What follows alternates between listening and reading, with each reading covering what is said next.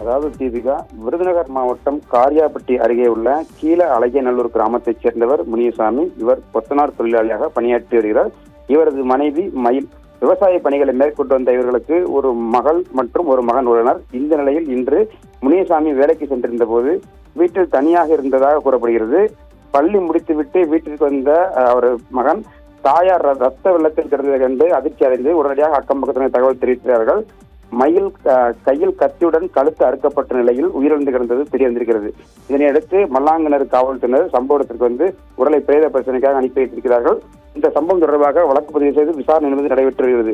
மயிலின் உயிரிழப்பானது கொலையா அல்லது தற்கொலை என்பது குறித்து பல்வேறு கோணங்களில் காவல்துறையினர் தீவிரமாக விசாரணை மேற்கொண்டு வருகிறார்கள்.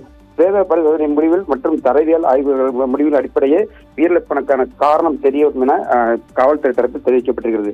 இந்த சம்பவம் கீழ அழகியலூருக்கு மற்றும் அதன் சுற்றுலாப்பகுதியில் பெரும் பரபரப்பை ஏற்படுத்தியுள்ளது. தீபிகா.